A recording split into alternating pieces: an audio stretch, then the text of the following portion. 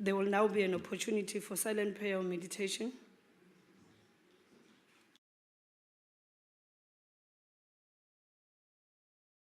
Please be seated.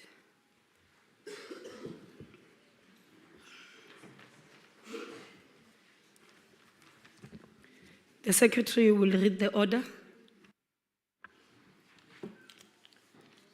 Debate on Vote 25 Justice and Constitutional Development Appropriation Bill.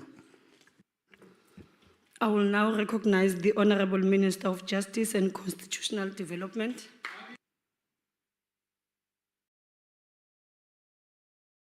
Thank you, House Chairperson. Acknowledging the Deputy Minister of Justice and Constitutional Development, Honorable Nell, the Chairperson of the Portfolio Committee and members of the Portfolio Committee, Honorable Xola, Public Protector of South Africa, Advocate Qalega, National Director of Public Prosecution, Advocate Patoi, Head of SIU, Advocate Mutibi, Director General of Department of Justice and Constitutional Development, Advocate Mashaban, together with the CFO, the Chairperson of the Sheriff's Board, Advocate Morgan. Honorable members, as I stand here, let me first take this opportunity to convey my sincere condolences to the Mabuza family, the ANC, the people of Mpumalanga, and the country at large after the passing of our former Deputy President, who was affectionately known as Buti. We pay tribute to him and appreciate his role in liberating our country and for his developmental approach in governance. He was like a still water in the midst of chaos and a reasonable voice in the midst of confusion. Lala ngokuthula msheng.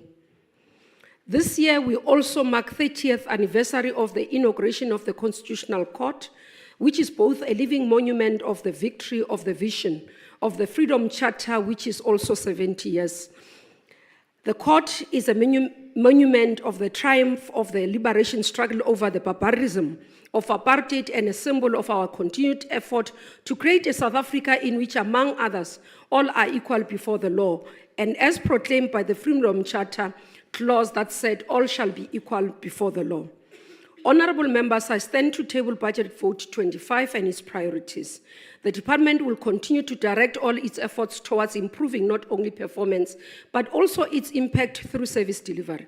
The most pressing challenge is limited funding, with the department facing a severe annual budget shortfall of approximately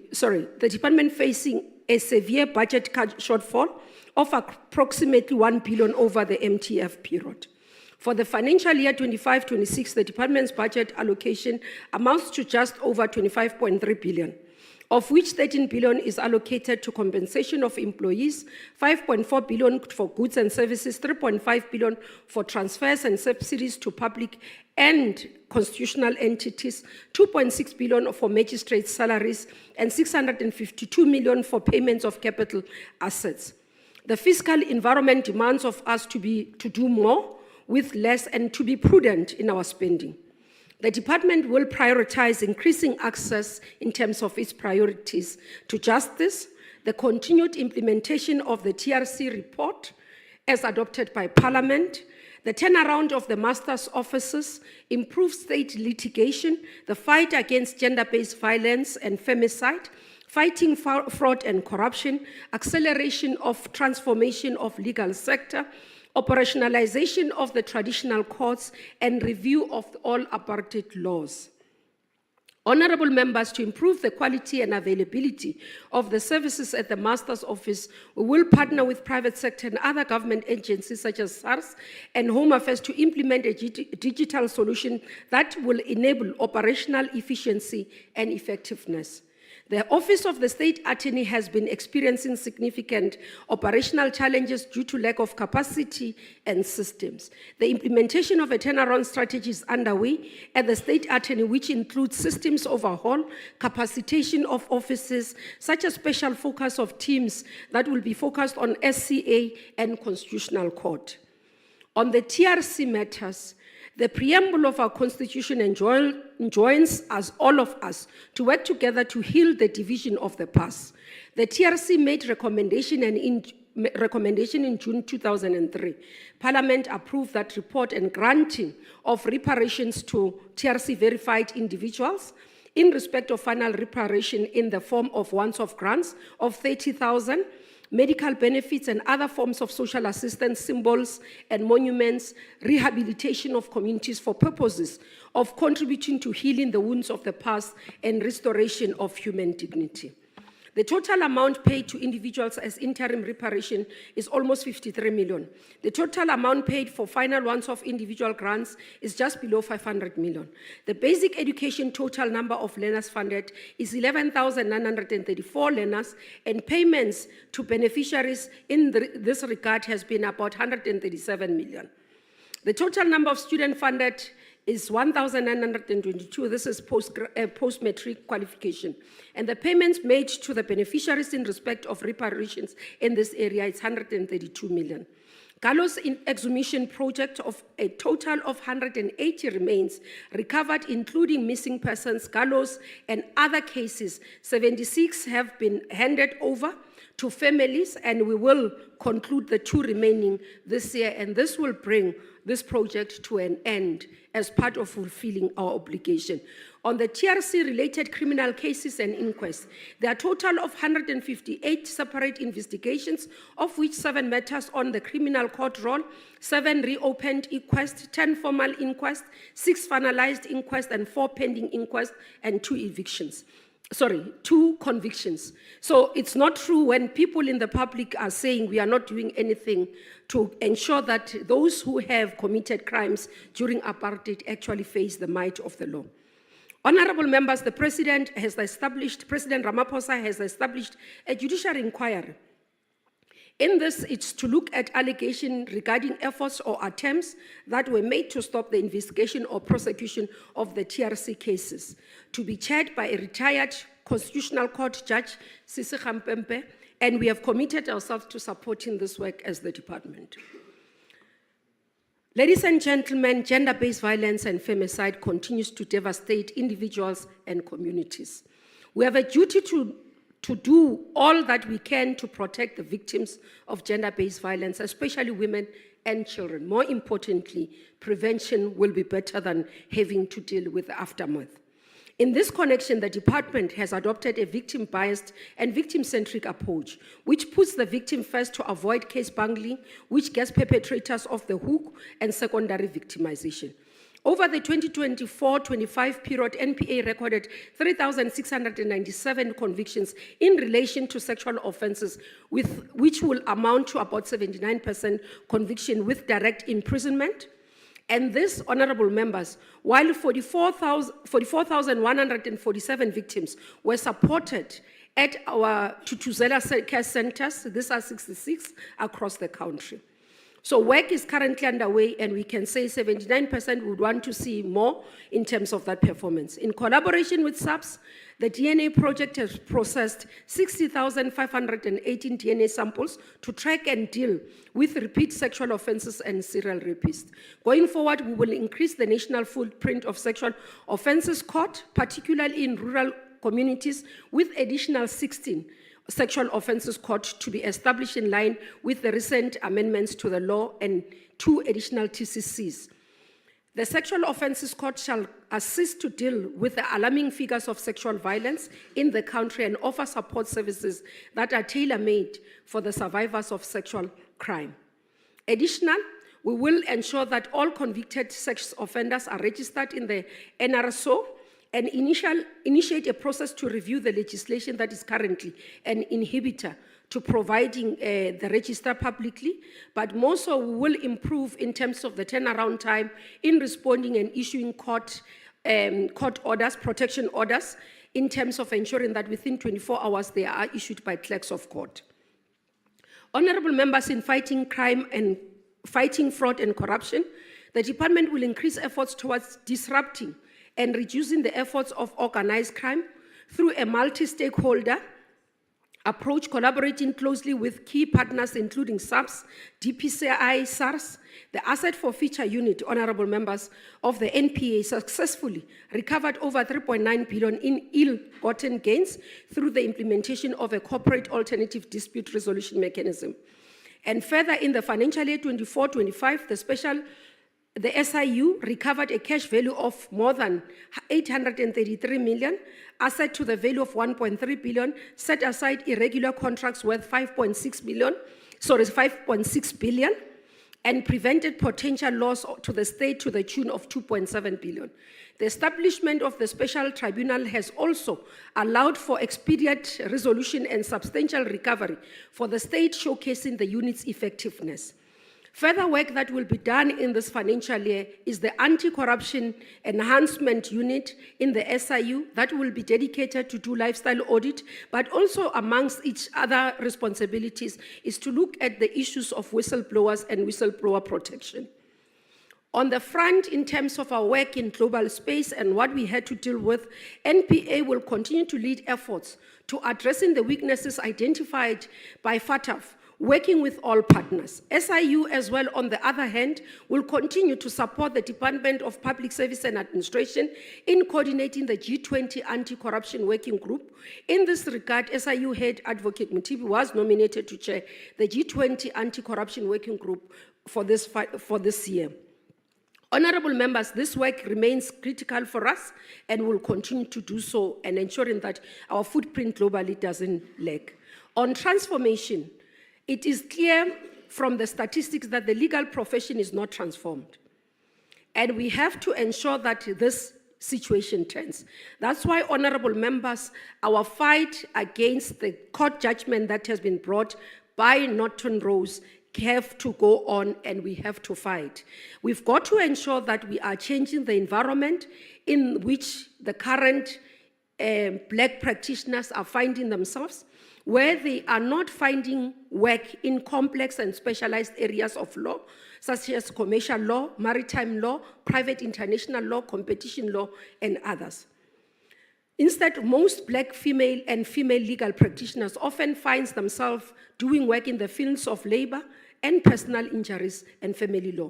This situation has to turn, and our part we will do is to be able to ensure that we utilize state attorneys' offices to turn around the situation and improve on the briefing patterns.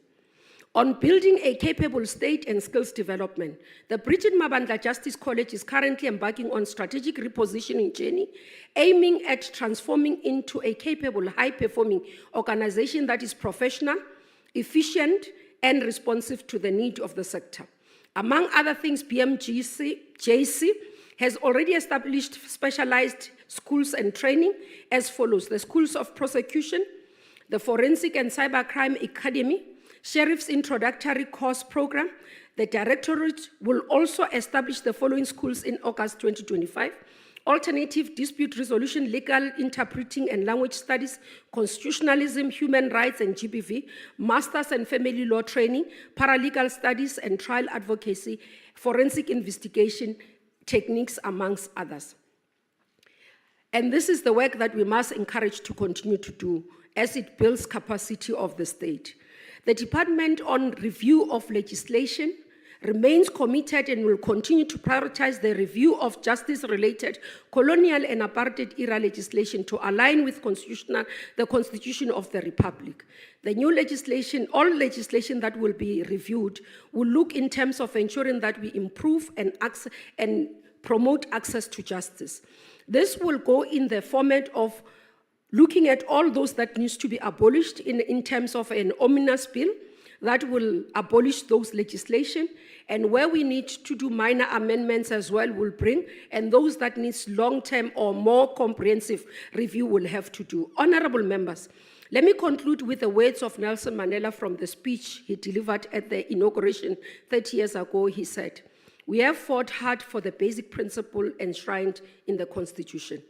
The rights and freedoms it proclaims are not simply words taken from hallowed text in other parts of the world.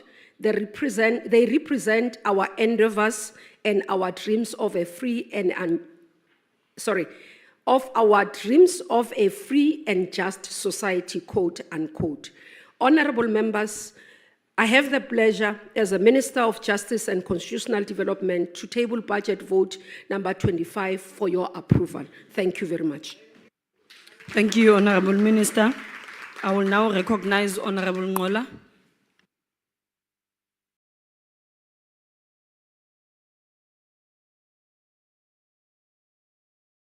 Thank you very much, House Chair, the Minister and the Deputy Minister of the Department of Justice and Constitutional Development, all the heads of the institutions that belong within the Department, the Justice portfolio, honorable members.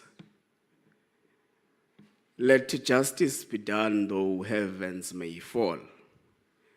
In 2017, the nation was confronted with the devastating news of the shooting of the former Secretary General of the African National Congress Youth League and a dedicated public servant, Comrade Sindiso Makaka. He was robbed of his right to life as enshrined in the Constitution. His family robbed of a son and a father, and were robbed of a true patriot who was committed to advancement of his country. On Monday, Justice Mlaba handed down a 25-year sentence to Busiso Ngengwa after he pleaded guilty to the charge of murder. We applaud the investigating and prosecutorial teams. Lawlessness should never be allowed to thrive while the wheels of justice may appear to turn slowly. They never stop turning. May Comrade Sindiso Makaka's soul rest in peace. House Chair Budget Vote 25, Justice and Constitutional Development contains 5 programs, as well as a direct charge for magistrate salaries. The department is accountable for the administration, court services, state legal services, a national prosecuting authority programs. Program 5, auxiliary and associated services, also contains transfer payments to Legal Aid South Africa, the Special Investigating Unit, Information Regulator, the Office of the Legal Services Ombudsman, the South African Human Rights Commission, and the Public Protector South Africa. For 25 is allocated 25.4 billion rands for 2025-2026 financial year, including a direct charge for magistrate salaries of 2.6 billion rands. In real terms, the vote allocation increases by 0.3% when compared to 2024-2025 financial year. The main key cost drivers for 2025-2026 are the compensation of employees, which amounts to 15.57 billion, or 62% of budgeted expenditure. Goods and services, which is 5.4 billion rands, or 21% of the total vote allocation. Transfers and subsidies, which is 3.6 billion rands, or 14% of the total vote allocation. Payments for capital assets, which is 652.4 million rands, or 0.4% of the total vote allocation. Program 2, lower court services, facilitates the resolution of criminal and civil cases by providing accessible, efficient, and quality administrative and quasi-legal support to lower courts and justice service points. New performance indicators have been added include a target of 70% of convicted sex offenders registered in the National Register for Sex Offenders within 10 days from the date of receipt of the conviction order. A target of district court upgraded in line with the minimum standards for domestic violence support services, and a target of less than 1% of criminal cases postponed due to unavailability of court administrative support services. These targets are inextricably linked to the objectives of the 3 GBV Acts this House passed. Under Program 3, legal service, the state legal services, the department has added the new performance indicators, including a 20% target of the implementation of the legal sector code to ensure participation of previously disadvantaged individuals, a target of 20% of briefs allocated to previously disadvantaged individuals, a target of 30% of fees paid to female legal practitioners. State Legal Services Program is allocated 1.9 billion for 2025-2026 financial year compared to the 1.7 billion of the previous financial year. This is a 5.7% increase, budget increase. The department's commitment to transformation of legal profession and leveling the playing fields is welcome. The National Prosecuting Authority receives 6.3 billion rands compared to 5.7 billion rands from the previous financial year. This is a 2.5% increase in real terms. The IDEX budget allocation increases by 9%. Chair, the committee has raised grave concern about Legal Aid South Africa's budget decrease of 2.1%. More so because the entity's expanded mandate. Last week, I touched on the importance of the Land Court Act in light of the land justice. Section 16 of the Land Court Act 2023 provides that the party in legal proceedings has the right to appear and get a legal representation. Where the party cannot afford to pay, the matter must be referred to Legal Aid South Africa. During the budget vote on the Office of the Chief Justice, we raised our concerns once again on the issue of security in courts. This issue was raised during the committee's oversight visit to KwaZulu-Natal.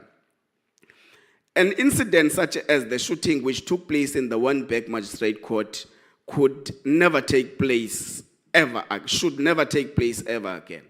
Lawlessness should never be allowed to reign supreme. Appropriate measures should be put in place. The 2025-2026 annual performance plan indicates the department's plan to implement the security strategy to create a safer environment for all personnel and citizens who come to courts daily, targeting 20% implementation of the strategy in 2025-2026. Details regarding the strategy are scant, which will make it difficult for the committee to assess the implementation of the 20%. The committee has suggested that the department consider amending its APP to include specific measurables for this indicator.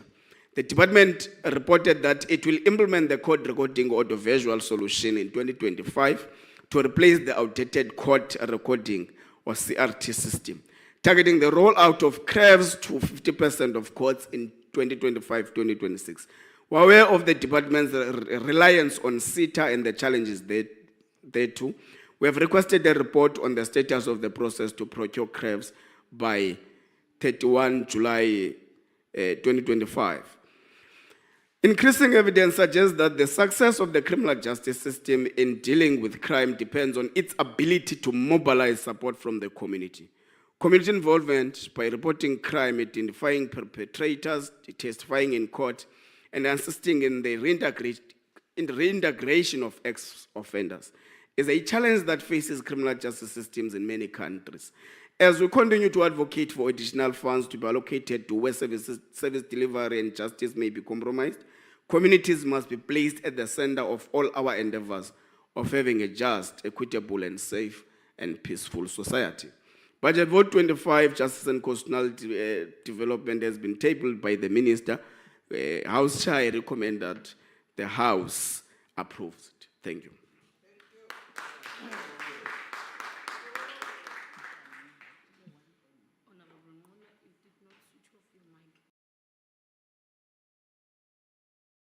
Sorry, Chair. Thank you very much. Thank you, Honorable Member. I will now recognize Honorable Nomvalo.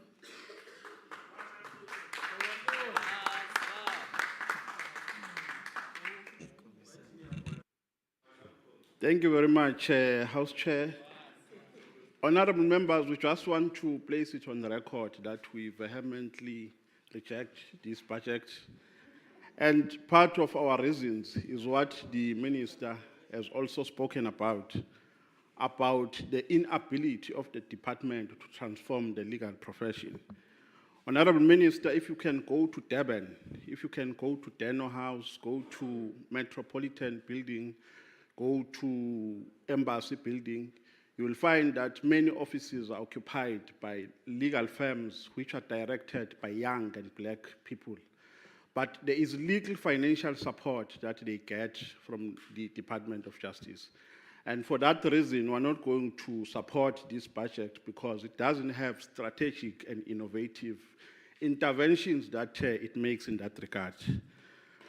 Honorable members, today we want to start our debate by quoting a very significant legal principle which says, "Let justice be done, though heavens may fall." Following the aforesaid, as the MK Party, we rise to pledge our unwavering support to Lieutenant General Mkhwanazi for his bravery and fearlessness that he demonstrated in the past few days. We further support his sentiments that the task team of political killings, which was established in 2018, must continue doing its work without any fear of prejudice, and all dockets thereof must swiftly be taken from General Sibiya, who has a questionable credibility, character, and integrity, and be brought back to the task team for political killings to enable it to effect arrest where instructions of such were already given.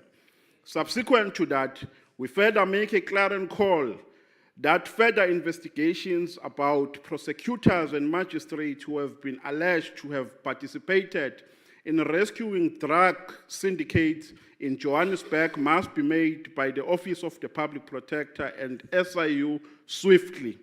These institutions must expedite such investigations so that we do not embrace rotten potatoes which will exacerbate an undesirable administrative turmoil presently facing state institutions in the Police Department and the Department of Justice. We stand here today to salute the KZN Commissioner. We say to him, South Africans are with you. Never give your expensive and rich attention to Ongqim no Jahidata ANC Youth League, who are trying to be popular by launching weak political onslaughts against you using the media. We know that you will never be moved by any political brouhaha and halabaloo. Honorable members, we want to state it precisely and firmly once again that we are not supporting this budget for reasons we are advancing here under, which explain terrible circumstances under which entities falling in the Department of Justice and Constitutional Development operate. The NPA is currently in shambles because of the incapable incumbent, which has a responsibility to supervise its work. Amicable solutions which can rescue the NPA from the reputational crisis it is currently engulfed with are written on the wall. But Mr. Ramaphosa refuses to espouse them because he doesn't want to offend those who protect him against legal repercussions for hiding dollars under mattress while ordinary South Africans are swimming in poverty. The first solution is that the president, as the appointing authority, must fire Advocate Shamila Batoyi with immediate effect for her incompetency. She has not only run the NPA like she's running a saloon, but has equally failed to supervise the prosecution of prominent cases like the Omotoso case, Sindiso Makaka case, Gupta extradition, Senzo Meyiwa, Cwecwe, state capture cases, and many more. Another solution is that the NPA must stop enrolling cases wherein investigations have not been completed. On top of the case backlogs, which denies justice by delaying it, the NPA continues to enroll cases with incomplete investigations. Some of those cases get withdrawn and suspects get acquitted at a later stage because of insufficient evidence. The taxpayers' the taxpayers are on the receiving end of that prosecutorial demise because victims of unlawful arrest and detainment take legal actions for civil damages incurred during the unlawful arrest and detainment. Honorable members, the NPA proves it every day that equality before the law and justice are just a myth in South Africa. Hence, criminals who thrive through extortion, drugs, heist, and so on and so forth are more richer than academics, entrepreneurs, and professionals. There is no justice for the poor. It is only for the rich, the politically connected, and corrupt politicians. The magistrates in this country continue to work under deplorable circumstances. Every day they work under severe threats in court because there is no security personnel designated for their safety, notwithstanding the fact that they pass through criminals every day in court, some of whom are out on bail. When we did oversight in KZN, we made gruesome discoveries. The scanners in the courts were not working properly, and the infrastructure was severely dilapidated. The APP of the department does not inspire confidence. It is not inspirational. It doesn't propose any paradigm or radical shift. It is just full of semantics. It doesn't even raise concerns about the safety and well-being of magistrates. While the magistrates continue to do their work with due diligence, their salaries are unjustifiably low, their benefits are ludicrous, and their safety is at risk inside and outside their workplace. As the MK Party, we are extremely disturbed to learn that 30 years after democracy, this directionless GNU is still leasing offices in the state attorney in Durban and other provinces. We know that this backwardness is deliberate because there are people who unduly benefit from it. Why is it so difficult for this government to procure buildings for government entities dealing with serious and very sensitive jobs and which keep delicate state information and records like the state attorney? As the MK Party, we know that such is happening because there is no political will, and it opens a window for unethical and corrupt deals. The environment under which human personnel work in the state attorney is catastrophic. It makes workers to be unproductive and inefficient. Each attorney minister is allocated 1,000 and something files. Surely this is irrational. We are on record, honorable members, making a submission to this committee Honorable that Nomvalo. part of what precipitates a crisis in the state Honorable attorney Nomvalo, is the your time is inability. expired.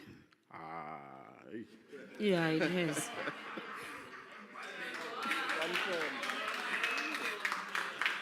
Thank you, Honorable Member. I will now recognize Honorable Engelbert.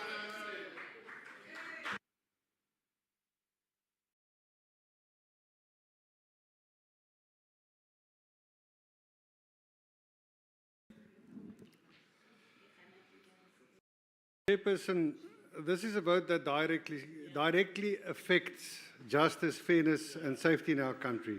This budget pertains to a department buckling under the pressure of decades-long underfunding with poor service delivery as a direct result. Today's debate must be centered on ensuring that the Department of Justice and Constitutional Development is properly funded and promote access to justice for all South Africans. The department has been allocated 25.4 billion rand for the 25-26 financial year. I hope that this is a budget that can propel the South African justice system on a path towards recovery. However, I must stress that it is equally important that we spend the money we have wisely and deliver the best possible service to South Africans. We need our courts to function just as much as we need our prisons to function. We need to ensure that the criminal who goes through the justice system comes out a better person. An important cog in a justice system is the effective management of caseloads at courts. Court backlogs are a problem that negatively affects all South Africans and their perception on the rule of law. If the department wants to reduce criminal case backlogs by 70%, as the department stated it would, it needs to appoint more magistrates, increase court hours, and fast-track delays caused by forensic bottlenecks. This must be provided for in the budget. The department has to slash its 53,000 criminal case backlog urgently. The intrinsic link between our courts and our prisons cannot be ignored. The crisis in our prisons feeds on the crisis in our justice system, and vice versa. The systemic problems in the criminal case, the justice system, are driving overcrowding in our prisons. Over 50,000 people are behind bars awaiting trial, some for months, even years, because the courts cannot hear their cases. For example, at the Krugersdorp Correctional Centre, designed for 1,296 inmates, over 3,300 people are incarcerated. In the remand section, over 75 people are crammed inside a cell that was built for 32 people. One official is often tasked to watch over 650 detainees on his own. This is inhumane, it is dangerous and threatens the safety of inmates and officials alike. And it risks the total collapse of our correctional system. Chairperson, this budget must be spent in ending the revolving door between correctional services and the Department of Justice. If the latter fails, the former will fall with it. This budget is not without shortcomings. It is problematic that we see real-term cuts in three critical budget areas. Court services are cut by 0.4%. Facilities management, which handles court buildings, drops by 12.5%. And the administration program is down by nearly 6%. The department plans to drive modernization, anti-corruption, and digitization within the department. It is, however, worrying that only 0.4% of the budget will be spent on capital investment. Chairperson, the DA believes in a justice system that works for everyone, not just in theory, but in practice. That means courts that sit full days, magistrates who are properly supported, and budgets that match the task at hand. Improving service delivery in the Justice Department is a prerequisite to fixing all the departments which is linked to it. Until the department fixes its internal dysfunction, correctional services will remain a dumping ground for people caught in the cracks of a broken justice system. Victims deserve faster trials. Accused person deserves a fair process. South Africa deserves a criminal justice system that rehabilitates criminals we prosecute and incarcerate. Our correctional officers deserve relief from the unbearable pressure caused by this department. I hope that spending this budget carefully and wisely can result in significant improvements in our justice system. But if we waste money through corruption, fruitless spending, and bad governance, we risk losing the rule of law. That is one thing we cannot afford. Thank you. Thank you very much, Honourable Member. I'll now recognize Honourable Musala.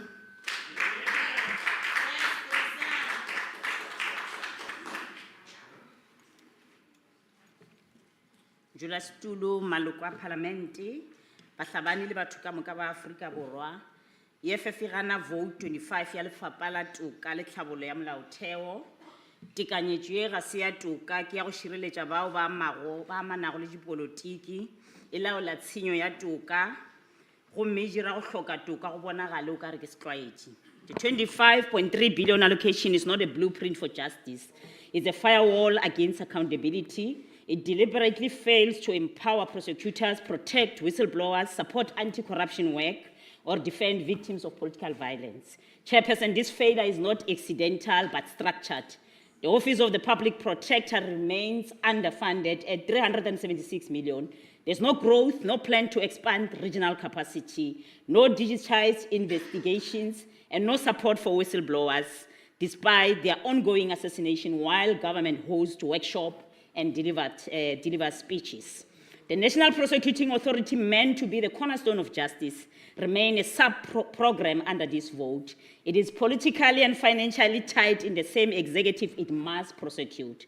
106 million was stripped from the investigating directorate, while cases like the Palapala, the National Lottery scandal, and the Gupta extraditions remain frozen. Just over a month ago, the National Director of Public Prosecution, Shamila Badoy, admitted on national television that the NPA is infiltrated. Instead of facing this reality, the minister rushed to defend her, saying she used the wrong word. That is not leadership, it's a coordinated cover-up. The truth is the NPA will never prosecute powerful politicians while it is funded and controlled by them. This budget keeps the NPA on a financial leash and corruption off the hook. In this same climate of protection, we must locate today's revelation. Lieutenant General Mkhwanazi confirmed that the Minister of Police, Senzo Mchunu, solicited funding from a businessman with 3 billion in SAPS contract.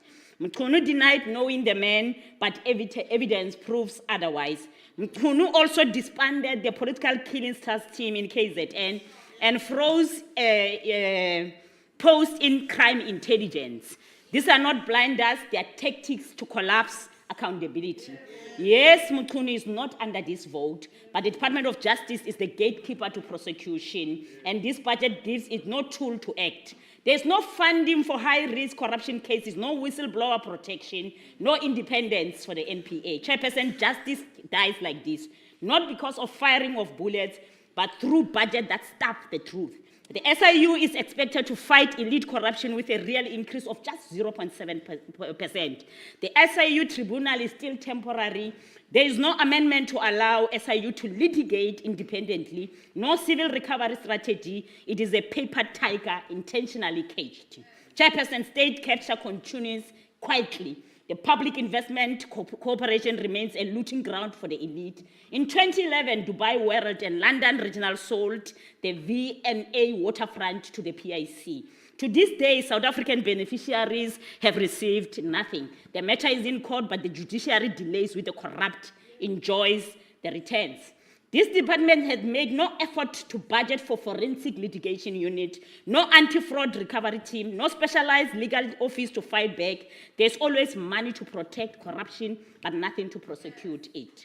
The South African Human Rights Commission is on life support. Its budget has dropped by over 20% in real terms since 2023. Key programs like human rights defenders OPCAT, environmental litigations are erased. Rural outreach is dead, and this budget says nothing about the rebuilding. The information regulator is becoming a Schedule 3A entity, but without rural rollout, mobile reporting, or cybersecurity, the working class remains excluded by design. Women return to maintenance court 5 or 6 times to enforce one order. There's no funding for tracing officers, no investigators, no digitized system. Even as GBV is declared a national crisis, there's still no dedicated funding to fast-track gender-based violence cases, no trauma support in every court, and no rural-based GBV prosecutors to ensure survivors get the justice they deserve. Chairperson, as I close, the legal aid South Africa is stretched beyond breaking point. Rural offices are forgotten. Extradition fail. Economic fugitives enjoy VIP passport. There's no cross-border prosecution strategy with no multilingual legal teams and no international coordination. Why? Because this department refuses to fund one.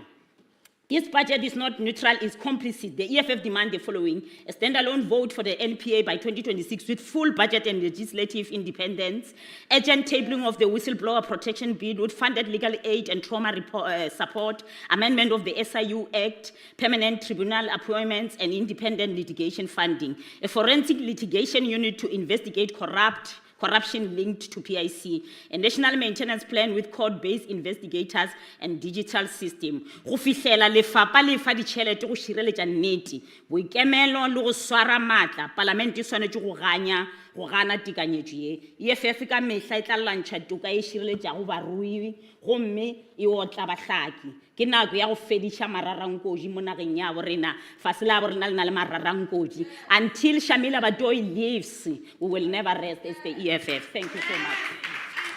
Thank you, Honorable Member. I will now recognize Honorable Langa.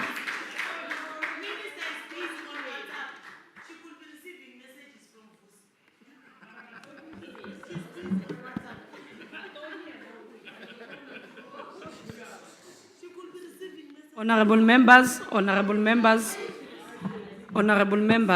please. Can we allow members on the podium to also debate? Thank you very much, House Chair, and greetings to the Minister, the Deputy Minister, the Department leadership led by the SG.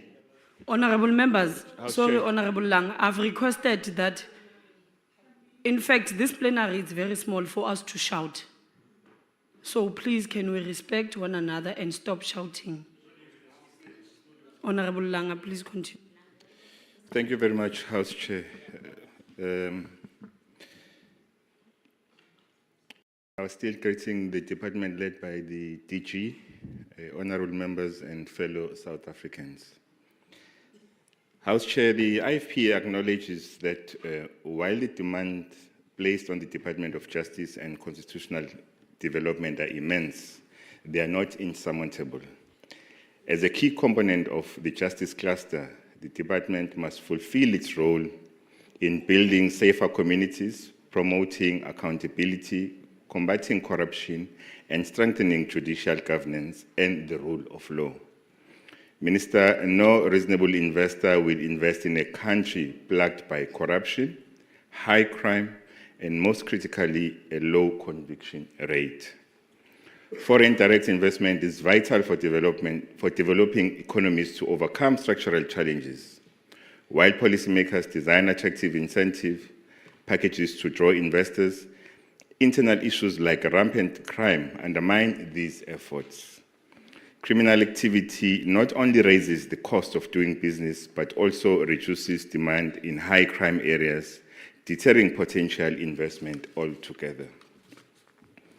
The department plays a pivotal role in creating a conducive environment to realize the medium-term development plan.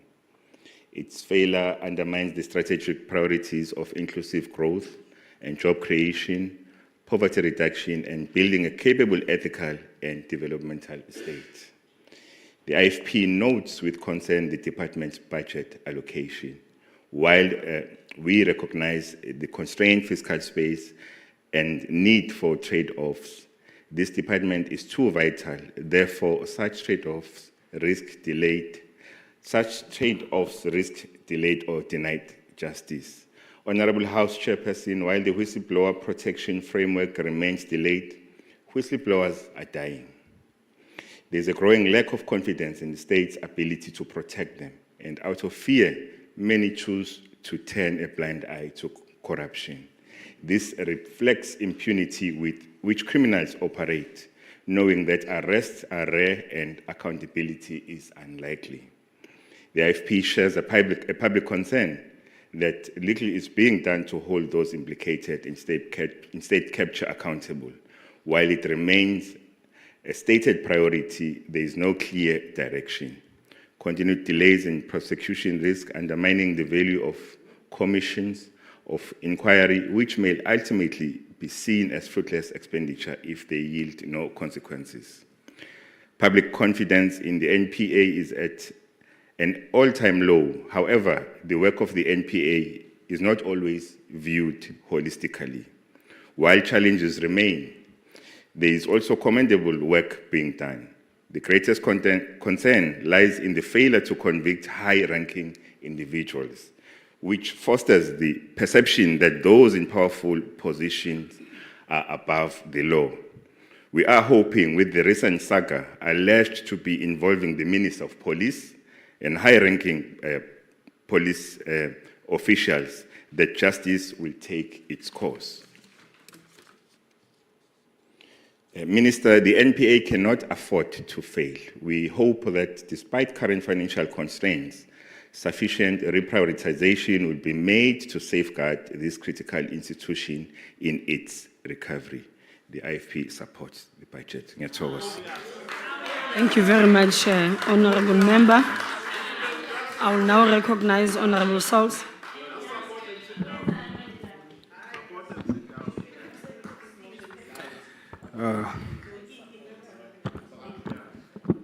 Thank you very much, Honorable House Chair. Greetings in the wonderful name of our Lord and Savior, Jesus Christ. Moinke ahuniki. The Justice and Constitutional Development Vote 25 allocation increases by 3% when compared to the 2024-2025. With such a high unemployment rate, we find it disappointing that the National Prosecuting Authority has 1,098 vacant posts as at 31st January 2025. Nee, Vader, skrik toch alles het wakker, mense soek span nie beter. The Department's Strategic Plan 2025 to 2030 includes 9 outcome statements. I want to zoom into 3. Outcome 7, fighting crime and corruption through prosecution. We support the budget, hoping that outcome 7 will be achieved when we think of the selfless life of Detective Clint Skippers from Makassar, Cape Town, who, like a real-life hero, risked his life in a shootout with 12 cash-in-transit criminals. One died, and because of him, the rest was arrested, but he walked away with 5 bullets in his back. He didn't just take a bullet for his country, he took 5 and still walks around with 2 in his back. And now, how does the justice system thank him? Instead of a promotion or a medal or even a payout, no. He rather has to pray for a way out. After he protected his family against the house-breaking attempt, a case of self-defense was changed to murder after a year. In this justice system of ours, such a hero gets arrested, thrown in jail with hardened criminals he gave 16 years of his life to arresting. We support this budget so that outcome 7 must be achieved to deal with the corruption in the system against many like Detective Clint Skippers. If not, then we cannot help but wonder, is this justice? The Justice Department received an allocation of 25.4 billion, including direct charge for magistrate salaries of 2.6 billion.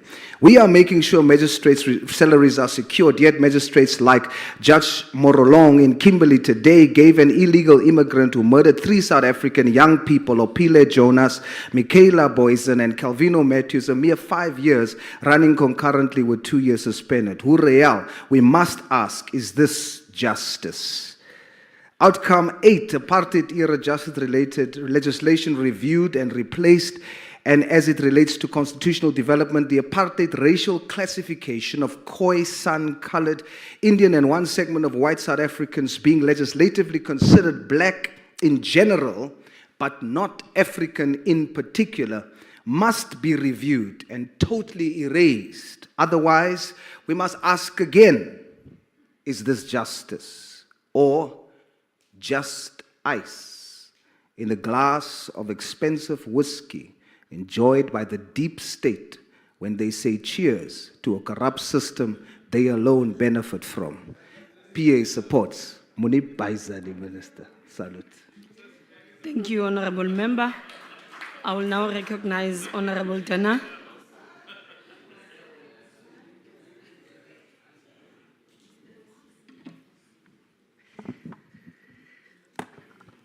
House Chairperson, the importance of this department, its mandate, its entities, and their respective mandates cannot be overemphasized.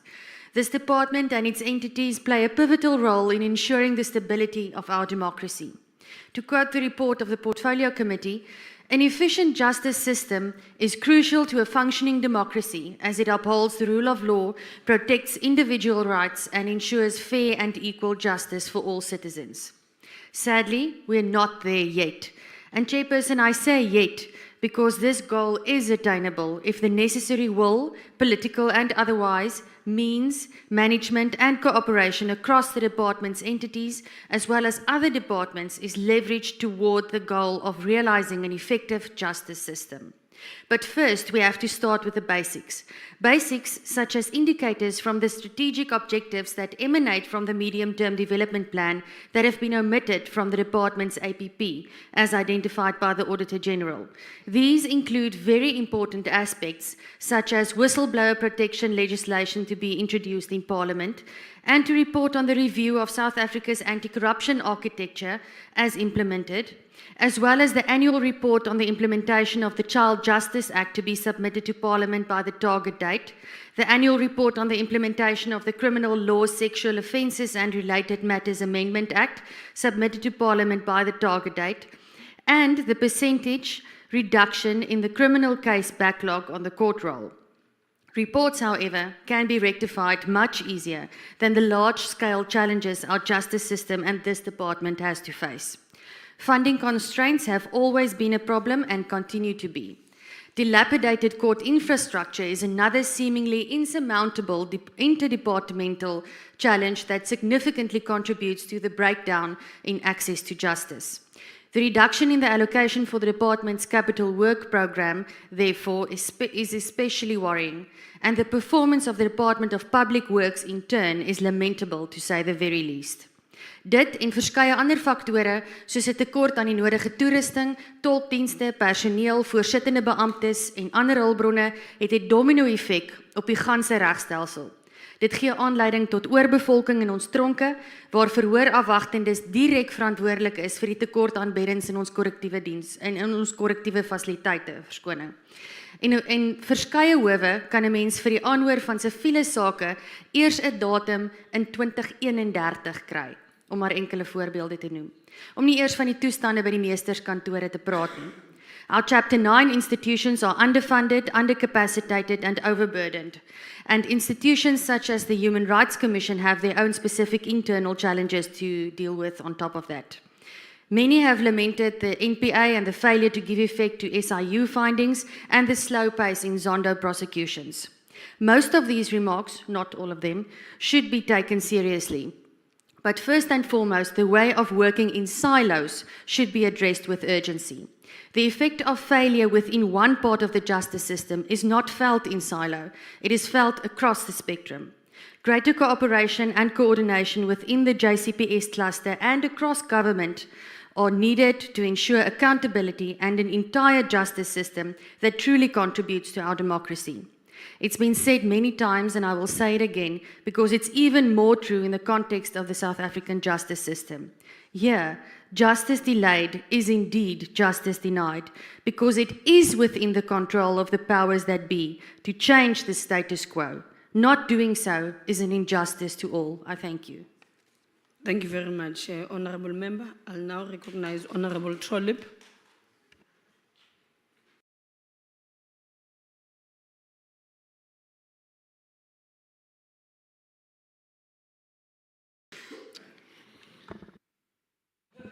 House Chairperson, the Department of Justice and Constitutional Development that allowed the disbandment of the Directorate of Special Operations, the Scorpions, to protect senior government individuals and led to their incorporation into the SAPS and called the emasculated Scorpions the Hawks, should be ashamed. Action SA has long advocated for the establishment of specialized corruption courts to fast-track the prosecution and conviction of corruption cases. The urgency has never been more clear, especially in light of the expose by Commissioner Mkwanazi. The Zondo Commission recommended over 1,400 individuals, companies and government entities to be investigated for their roles in state capture. In a written reply to Action SA, the Directorate for Priority Crime Investigation said only 200 recommendations have been prosecuted or prioritized. These have led to just 12 court cases, addressing only 38 of the 1,400 recommendations, a mere 2.7%. If this department and this GNU has no appetite to prosecute these cases, we do. If I can adapt and borrow from the words of William Shakespeare and Julius Caesar and say, I have not come here to praise the NPA, I've come here to expose it. The NPA has failed with the Zizi Kodwa case. The NPA collapsed the Estina Dairy case. The NPA botched the Cholota extradition in the 255 million rand asbestos case involving Ace Magashule. And they did that in spite of the fact that there was a recent Constitutional Court ruling in the Schultz matter 2 months before the extradition, where it made it clear that the minister had to authorize extradition. When the NPA were asked, did they discuss that? They said, yes, we did, but our lawyers weren't present. Aren't you all supposed to be lawyers? The Bushiri saga, also botched. He's at large 5 years later, entertaining the former SG of MKP and now president of Maibuye as a hero in Malawi. The Timothy Omotoso case, after 8 years, botched, released. The prosecutor that botched it, what has he done? He's been assigned to the Forte case where people have been murdered, assassinated, corruption, racketeering. Not serious. Action SA will soon introduce the Zero Tolerance Corruption Bill to break the cycle of impunity in this Parliament, with mandatory minimum sentences for corruption, permanent bans for political office bearers, and convicted individuals. In China today, a civil servant, a public official, former public official, Mr. Wang Yong, was sentenced to death for accepting a 38 million rand bribe. Ba serious China, malunga bantu ba khwapilizai. But we're not serious in this country. If we were, many people who are making laws in this Parliament wouldn't be here today. If we took this seriously and adequately funded the criminal justice system, maintained our court infrastructure, paid judicial, magisterial and prosecutorial staff appropriately, we would have more prosecutions and less corrupt criminal members of Parliament and the executive running our country. Action SA cannot support this budget until criminal legislators and members of this executive and in the ranks of the opposition are put behind bars. Thank you. Thank you, Honourable Trollip. The next speaker will be the Honourable Deputy Minister of Justice and Constitutional Development. Thank you.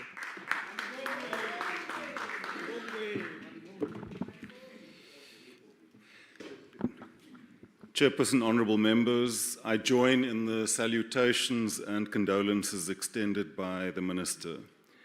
The theme for the 2025 State of the Nation address delivered by President Cyril Ramaphosa was a nation that works for all. A nation that works for all needs an accessible and well-functioning justice system that works for all. That is what this budget is about. It means the protection of human rights, an independent judiciary, well-functioning courts, fair and speedy trials, and efficient justice services. It means translating the vision of the Freedom Charter and the Constitution of a society in which all are equal before the law into a lived reality for all, not a privilege for the few. This year we celebrated Freedom Day under the theme United in Resilience for the Defense of Our Freedom and Democracy.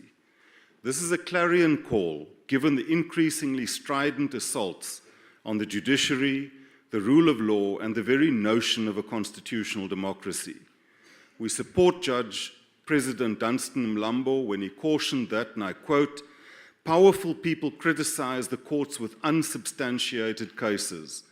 Powerful people who criticize the courts, who impute corruption and other negative imputations on this judiciary are a threat to our rule of law," close quote.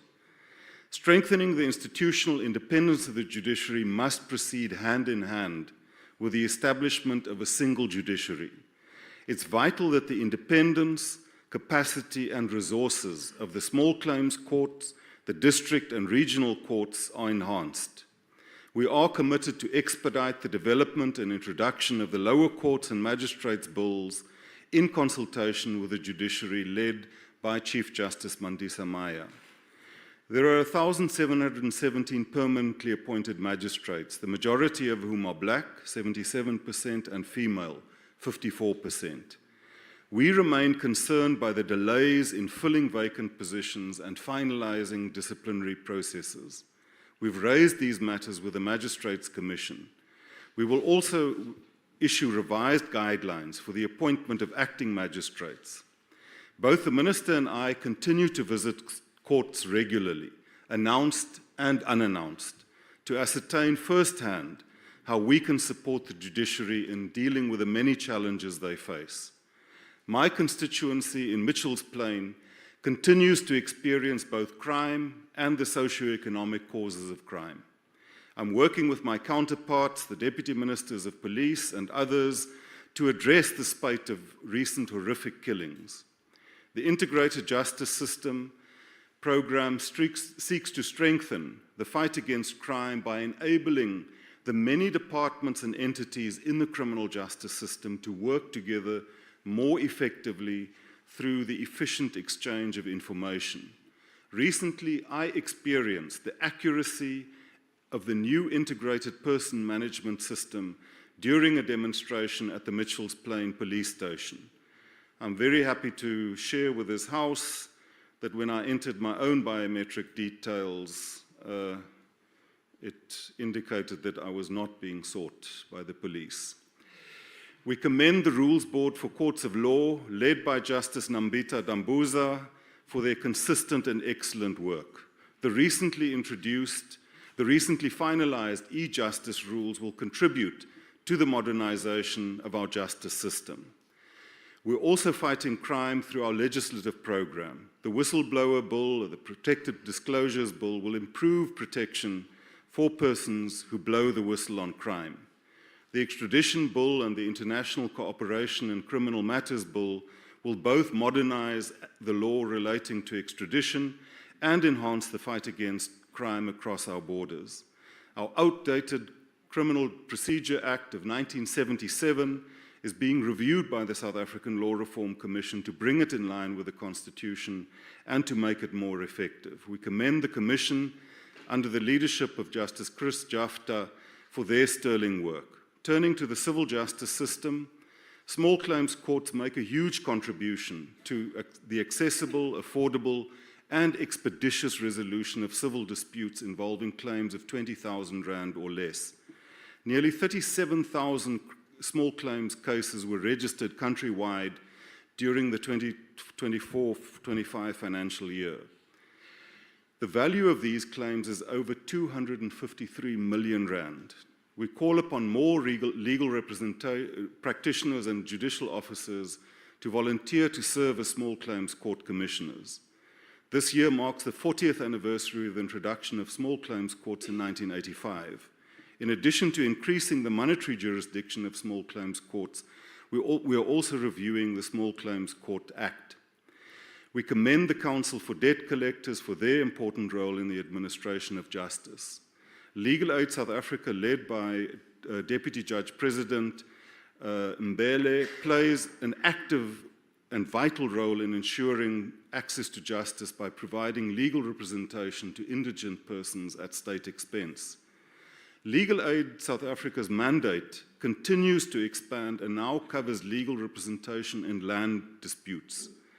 This mandate cannot remain underfunded. Honourable members, we commend the Human Rights Commission led by Reverend Chris Nissen and the Public Protector, Advocate Koleka Taleka, for the work they do in supporting our constitutional democracy. We're committed to strengthening the powers and institutional independence of both these important institutions through legislative review. Cabinet has approved the designation of the Human Rights Commission as the national preventative mechanism in terms of the optional protocol to the UN Convention Against Torture. This requires commensurate resources for the Commission. The Human Rights Commission is also supporting Caster Semenya in her case before the European Court of Human Rights. The ruling will be delivered tomorrow. We eagerly await justice.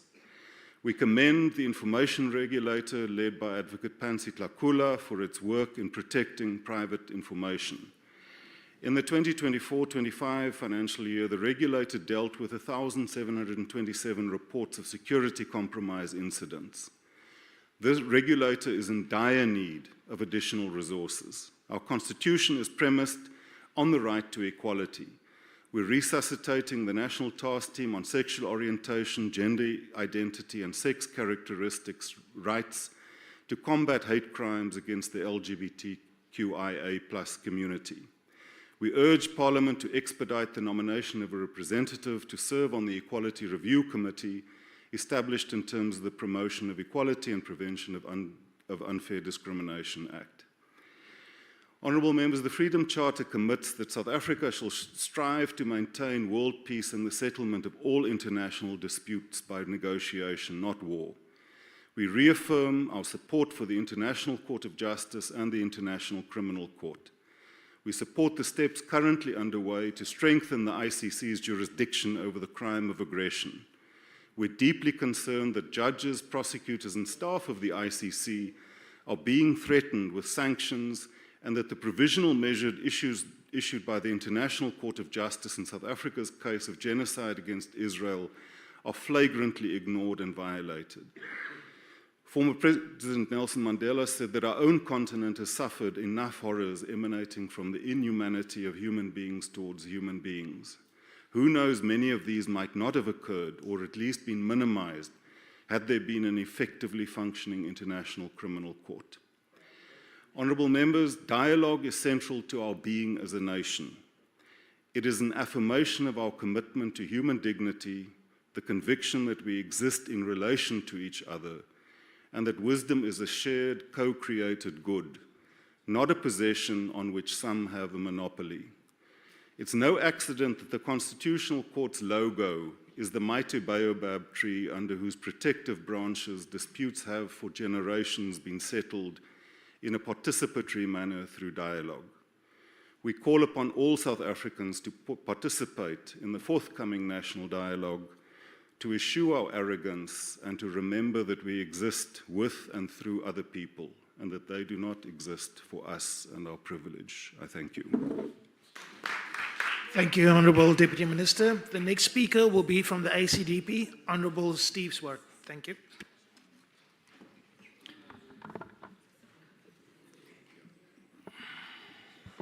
Thank you, House Chair. House Chair, there's a massive shaking taking place in our nation.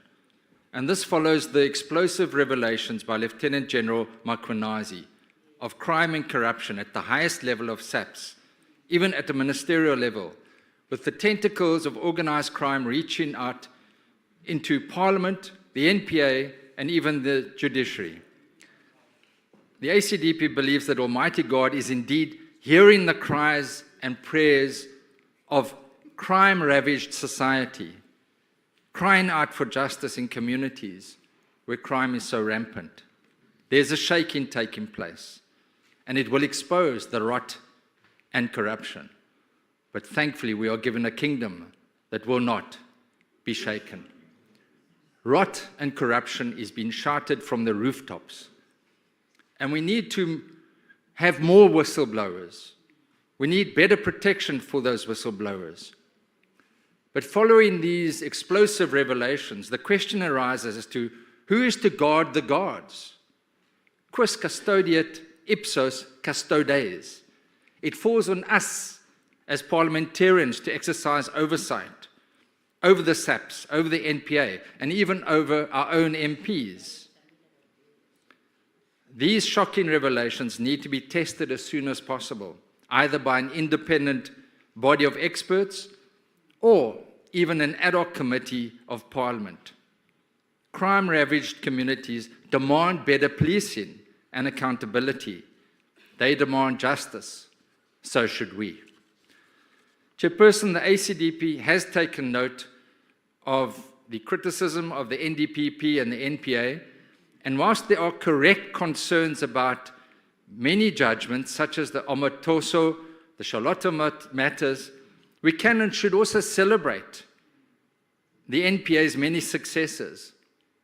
In this regard, we commend Advocate Zelda Swanepoel for the groundbreaking conviction and sentencing to life imprisonment of Apollos, Van Ryn, and Smith for the kidnapping and human trafficking of little Jocelyn Smith, whose whereabouts are still today unknown.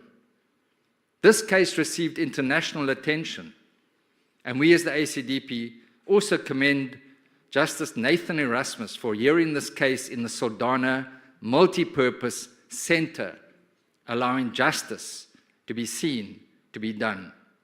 We trust that these heavy sentences will serve as a deterrent to other perpetrators and instill a sense of hope and public confidence in the NPA and the judicial system. Lastly, the ACDP wishes to thank all the officials, prosecutors, and members of the judiciary who every day, under very difficult circumstances, provide justice to our people. I thank you. Thank you, Honourable Member. Is the speaker from the UDM here? No. The speaker from Rise, Honourable Ghana. Thank you.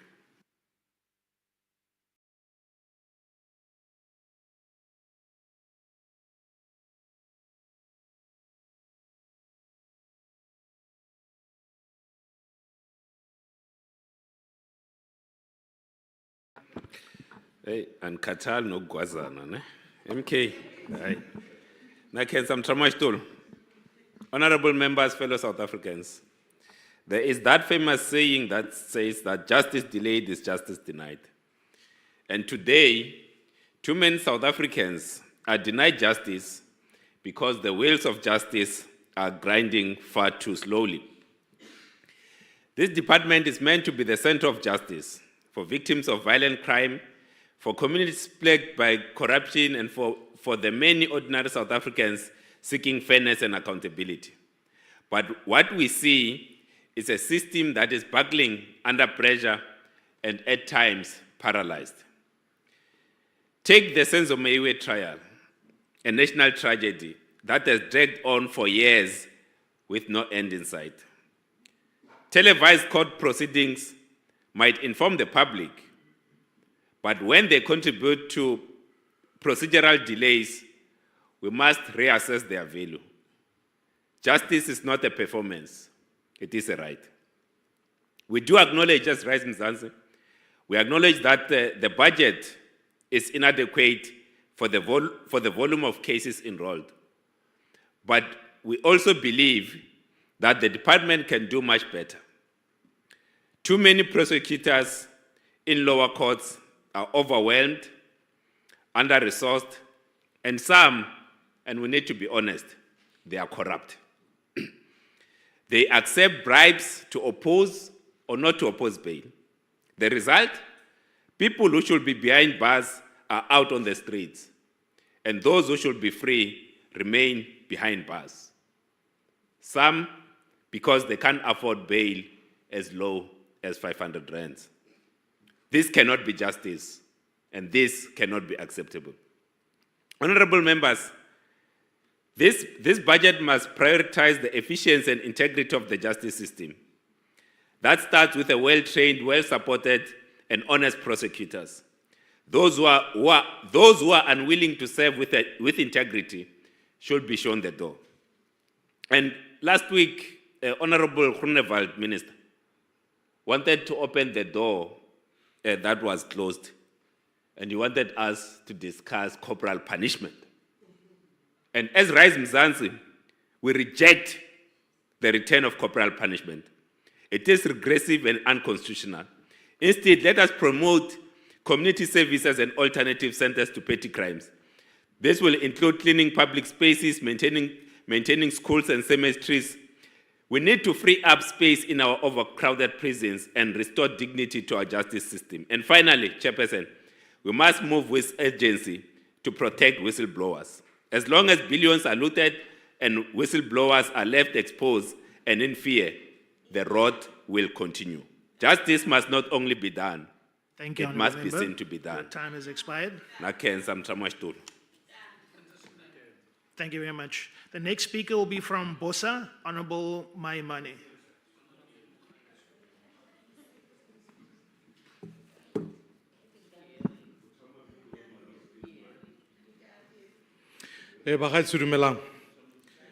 I think all of us as South Africans have been treated quite extensively by the revelations that General Mkhwanazi raises.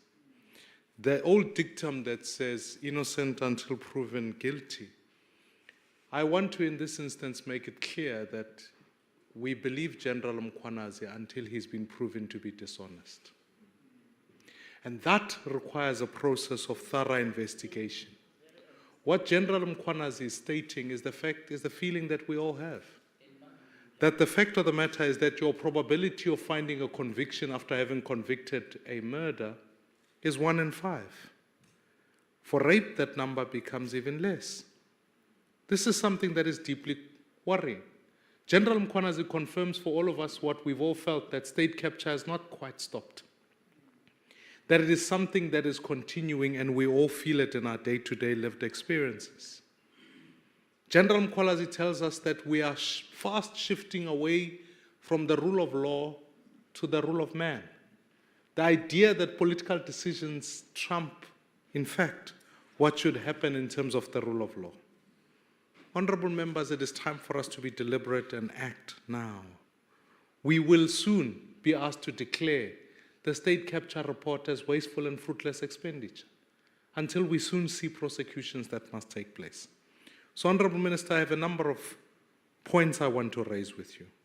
In February, your ministry committed to making the National Register of Sex Offenders public. We have to see progress in this. Because in truth, for our teachers, only 7% of the nearly 500,000 educators have been screened against this. I take my kids to school. I'm sure honourable members do the same. We can't put them at such risk.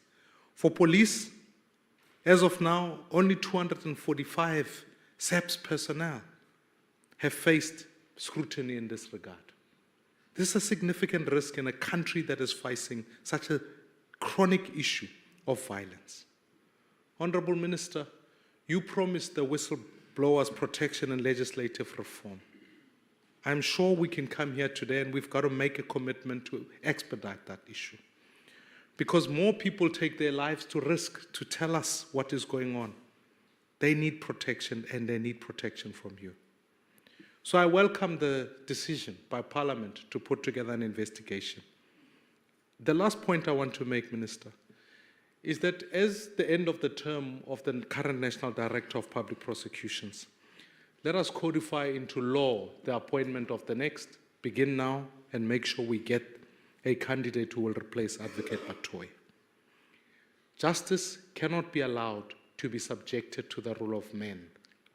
So let's make sure we act now, fund properly, and deliver a justice system that works for all citizens. Thank you, Honourable Member. The next speaker will be from the ATM, Honourable Zungula. Thank you.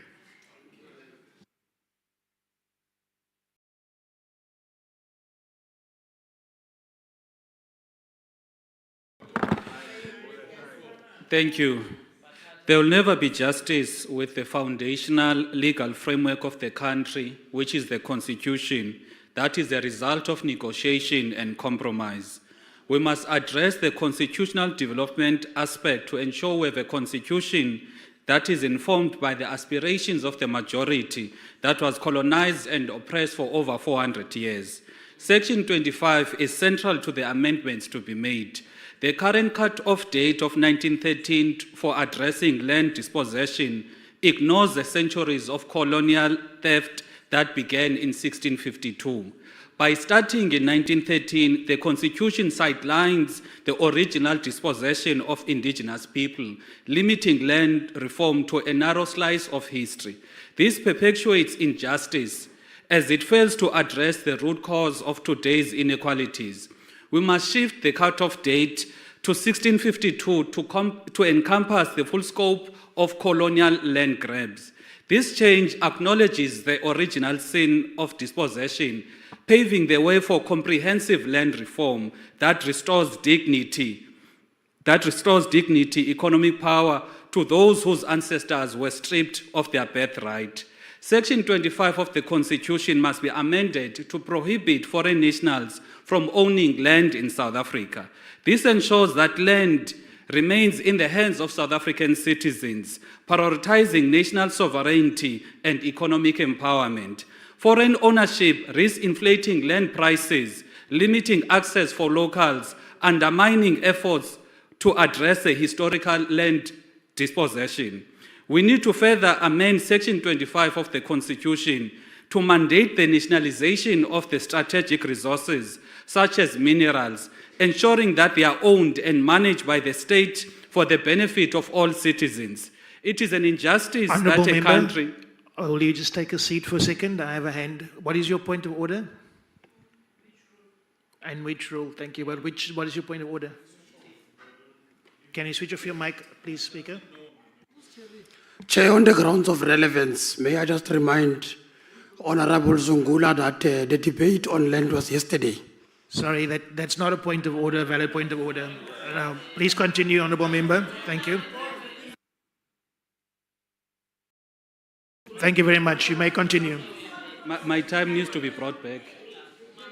It stopped when you stopped. No, it was 1 minute and 5 seconds. I think it stopped at the right time, but go Yeah. on. I'll give you a few extra seconds. Yeah, it's very disappointing to find a black person fighting another black person who's fighting for true land reform. It is an injustice that a country so rich in mineral resources is heavily indebted, more than 55% of its citizens living in poverty. It is not normal, and we must never normalize it. Countries that own their mineral wealth do not have the high poverty and unemployment rates that we have. Section 1, which is the name of the country, the name South Africa is rooted on colonial history and geographical description, does not reflect the self-determined identity of our people. All African countries got rid of their colonial names and had names with meaning and purpose. Hence, Thomas Sankara changed Upper Volta to Burkina Faso. We'll never support a budget that does not address the core fundamental issues in our legislative framework. Thank you. Thank you, Honorable Zingula. The next few parties, I just want to check if they are in the House and if their speakers are present. Al Jamal, NCC, PAC, UAT, good. Then I will ask DA, Honorable Breitenbach, to take the podium.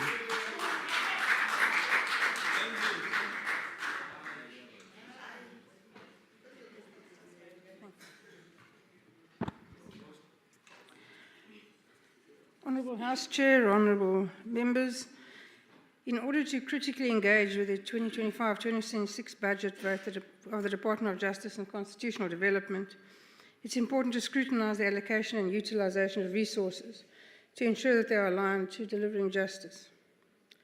While the small increment in the budget is commendable, it remains woefully insufficient to ensure good administration of justice. Let's be honest, honourable members, our criminal justice system lies in tatters. The fact that any work at all is done successfully is nothing short of miraculous, and thanks to a dedicated corps of officials and prosecutors who still do their best under circumstances that have become impossible. Court infrastructure is generally adequate but only just. Many courts are in a dreadful state of disrepair, with little to no maintenance done for 3 decades. To fix it is not a simple task. It will take a lot of time and huge resources. Inadequate working conditions do not encourage hard work or dedication. The lack of often even basic and hygienic bathroom facilities is a disgrace and leaves members of the public in a desperate situation. A lack of and often no filing or storage facilities leads to vital documents being damaged, lost, and sometimes destroyed.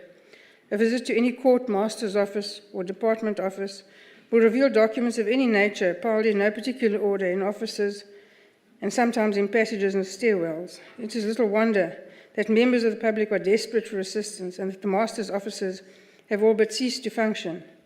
Even the most routine documents take months to obtain, causing untold hardship to the most vulnerable members of the public. The Department's progress in operationalising the Limpopo and Mpumalanga divisions of the High Court, along with the establishment of the Land Court, enhance access to justice. Additionally, the rollout of the court online system to 16 superior courts demonstrates a commitment to modernisation. But commitment without implementation is no progress at all. Despite these small pockets of progress, massive challenges persist. Many magistrates' courts, especially in rural areas, continue to grapple with inadequate infrastructure, staff shortages, and limited resources. Those citizens who have the least and need the most continue to be treated the worst. The digital divide further exacerbates disparities as communities lacking internet access cannot benefit from online systems. A comprehensive strategy is required to address these infrastructural and technological gaps to ensure equitable access to justice on all levels. A word of praise for the Regional Court President and her colleagues in the judiciary in Polokwane, who have pioneered a system of making live court judgments available to the public on the virtual platform and making the proceedings accessible to everyone. Ensuring that interested parties can follow at a venue suitably resourced is a great initiative and should be rolled out. Similarly, Judge Nathan Erasmus should be loudly commended for taking the tragic trial of Jocelyn Smith to the area that was affected most by the crime, making it possible for the people of Saldanha to participate. A key question that needs answering is, however, how a very small budget allocation will address these issues more effectively. If the budget remains the same, what will be done differently within the department with the same funds to reach their stated goals? Nearly 2,000 posts at the NPA remain vacant, But with only a 2.5% inflation-adjusted budget increase, filling these posts will be impossible. While the NPA is hamstrung by a Department of Justice-controlled budget, nothing will ever improve. An independent anti-corruption body with prosecutorial and investigative powers is essential. The Department of Justice and Constitutional Development has made strides in certain areas. Significant challenges persist. Addressing these issues requires a multifaceted approach and encompasses adequate funding, something which we are not going to see in this budget. Honourable members, while I have some time left, I would like to leave you with this thought. On the 2nd of July, a woman of 102 years old, was raped and murdered in her own home in Butterworth, in the Eastern Cape. This behaviour speaks of a state of mind so depraved that I'm unable to fully grasp it. All the money in the world and the best criminal justice in the world will not fix this. Our crime epidemic cannot be blamed on a dysfunctional police service or the National Prosecuting Authority. It's a societal issue that needs urgent attention. The Minister referred to a free and just society envisioned by President Nelson Mandela. Well, this is not it. The Deputy Minister spoke of fair and speedy trials, and Honourable Ngola celebrated the conviction of the perpetrator for the murder of Sindisa Magaka. Yet the time lapse from the murder in 2017 to a conviction after a plea of guilty in 2025 is 8 years. There's nothing speedy or fair about that. For a relatively uncomplicated murder matter, it's simply not good enough. And it's certainly not fairness for the family and friends of the victim. So we have a problem, honourable members. I don't know what's wrong with the men in South Africa that they think it's okay to rape 102-year-old women. And I thank you.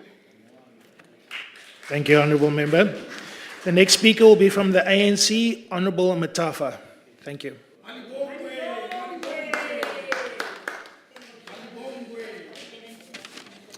Thank you, Chairperson, members, fellow South Africans. Chair, maybe I think to add to what Honourable Swartz was saying in terms of some of the successes that the NPA achieves, and they are not making the headlines. We need to welcome the 14 billion that have been frozen of corrupt assets and the successful recovery of 6 billion that has been clawed back into the Kara account.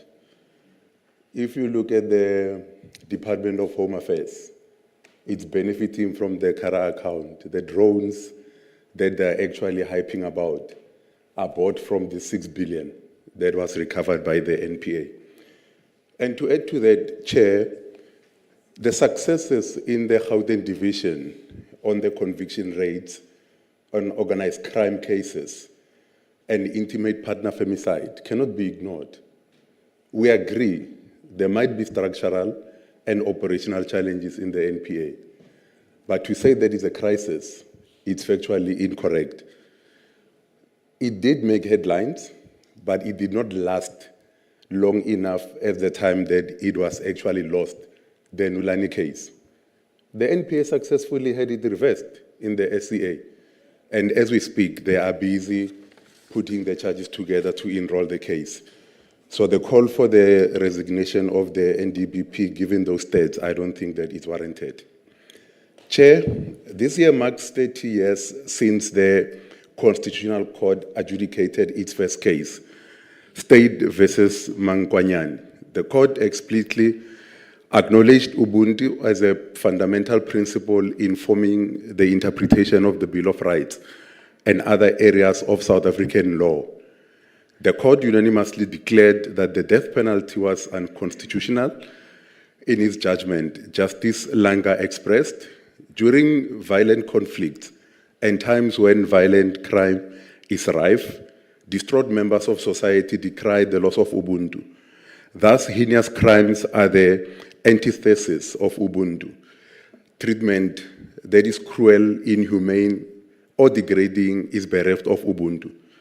Justice Langa made a call for a return to Ubuntu. The court made this response against the background of the loss of respect for human life as had been carried out by the apartheid government. Chairperson, the fourth quarter crime statistics reflect the antithesis of the philosophy of Ubuntu. While some progress in crime reduction is noted, we remain deeply concerned about the increase in sexual offenses, including rape and contact sexual offenses and commercial crime. In respect of sexual offenses, rape increased. The Gauteng and KwaZulu-Natal contributing 19.1% and 19.9% respectively to the national total. Guys, statistics behind the number are human beings, Abantu, who are entitled to Ubuntu. The Department of Justice and Constitutional Development is the lead stakeholder in the implementation of the objects of Pillar 3 of the GBVF National Strategic Plan 2020 to 2030. Recognizing the difficulty witnesses experience in testifying about intimate details of these crimes, the department saw the necessity of establishing and rolling out sexual offences court and having special facilities such as private consultation rooms. Our government recognized the impact of sexual abuse on victims, especially child victims, which often has far-reaching short-term and long-term physical, emotional, psychological, and developmental effects. To this end, the department will continue to establishing 16 sexual offences courts in 2025-26 financial year. It has been reported that an additional 90 sexual offences courts will be established in communities with the highest incidence of sexual offences to ensure a dedicated focus on these cases and provide for a victim-friendly court model and support systems. The Sexual Offences and Community Affairs Unit plans to increase the number of Tutuzela care centers to 74 over the strategic cycle. In response to one of the public protector's remedial actions to the department, a simplified and shorter version of the application for a protection order will be introduced. We appreciate that the undertaking that the department will continue to encourage vetting of persons who work with or conduct business that give direct exposure to vulnerable persons against the National Register for Sexual Offenders. And we welcome the Minister's commitment that this register will definitely be made public. All these efforts are critical because the true measures of any society is found in how it treats its most vulnerable members. Chairperson, a vote in favor of this budget reflects our commitment to fighting crime and corruption. There are contested meanings of state capture. Transparency International describes state capture to be one of the most pervasive forms of corruption, where companies, institutions of powerful individuals use corruption such as buying laws, amendments, decrees, or sentences, as well as illegal contributions to political parties and candidates, to influence and shape a country's policy, legal environment, and economy to their own interest. Close quote. As we deal with the dire consequences of state capture, we know the progress made, which include asset recovery linked to state capture with a value of 11 billion by March 2025. 4 state capture commission cases have been concluded, all with guilty verdict. Now, the argument here initially was that there is no effort, the wheels of justice have stalled. Therefore, as much as we are not entirely happy with, it's an indication that work is being done and work will continue to be done, and we are very grateful for that, and we recommend all the work that is being done there to continue. The National Treasury imposed a 10-year ban on Bain & Co. on doing business with the state, which Bain is challenging in court. The establishment of their investigating directorate against corruption, which is permanent entity within the NPA, and received its allocation from this budget. The National Anti-Corruption Advisory Council has concluded research into the institutional reform recommendations of State Capture Commission. While the wheels of justice may be said to be turning slowly, they certainly do turn. Chairperson, in the State of the Nation address, President Ramaphosa committed that a whistleblower protection framework would be finalized and a bill introduced in Parliament in 2025-26. We are of the view that the legislation reforms are needed to strengthen whistleblower protection. We know the important role of whistleblowers, as well as the grave risk attached thereto. Whistleblowers are often seized with serious repercussions, such as the loss of jobs, career prospects, compromises to their safety, and all their loved ones. In some cases, whistleblowers even risk their own lives. Some have lost their lives. We echo the sentiments of our former Chief Justice, who said, whistleblowers help to stop state capture. They must be duly protected. A vote in favor of this budget ensures that the Special Investigating Unit continues with its investigation. It saved government of approximately 8 billion rands in the 23-24 financial year. The vote ensures that the NPA is capacitated well to successfully prosecute without fear, favor, or prejudice. It ensures that the Asset Forfeiture Unit continues to hit criminals where it hurts the most by removing profit from crime.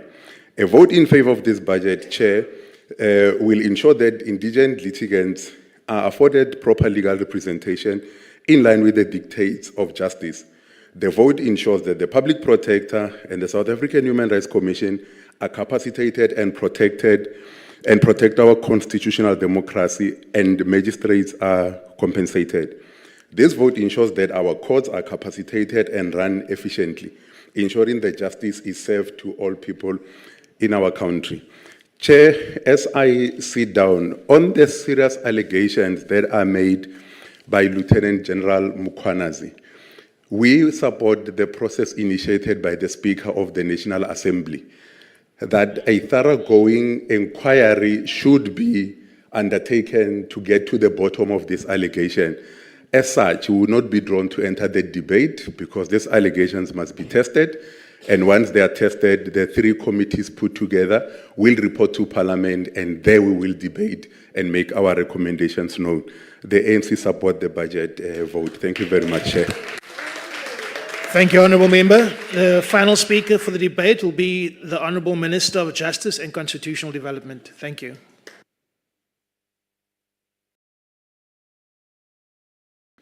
Thank you, Chair. Thank you very much, House Chairperson. Let me appreciate the inputs.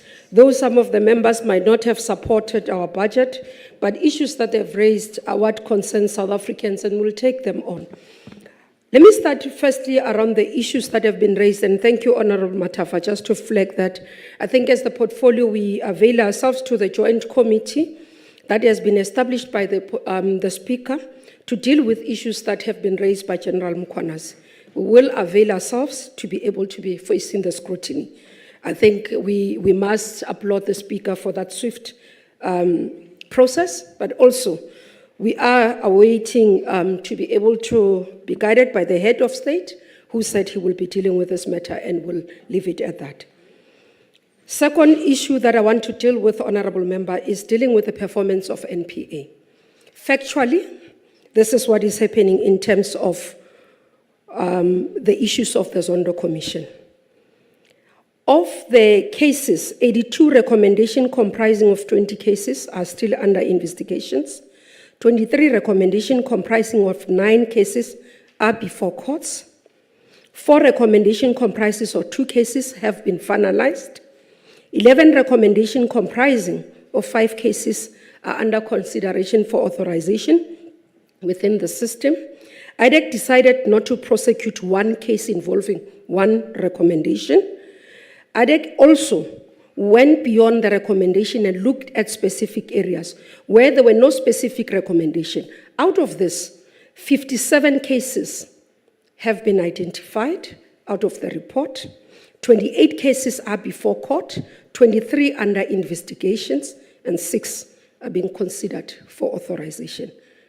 It's not correct to say that no work has been done on the state capture investigations. Work continues. Again, what has been progress and important progress that I highlighted in my speech was the work that is done by Asset Forfeiture Unit, the companies that have been involved in state capture who are made to pay back the money. Building investment confidence is important, and that's why fighting crime and corruption does have a role, because investors looks at one of the areas around our ability to be able to fight crime and corruption. And that's why we remain committed. You'd note, honorable members, that we have announced that in the portfolio, we will be embarking on lifestyle audit across. In state attorneys, all of them, starting from the bottom to the top. In prosecutors, all of them, we're starting with senior management. In master's office, all of them. In legal aid, that work has started and I've received the report. And all of them, including the department, all of them are submitting, all entities are submitting quarterly reports in terms of progress so that I can look at how far they are going and what is happening. So the first reports have come and I do write to them to say I need the first report. So we will continue with this. Where I must acknowledge, honorable members, our work around whistleblowing protection intervention in the country is not sufficient, that I must say.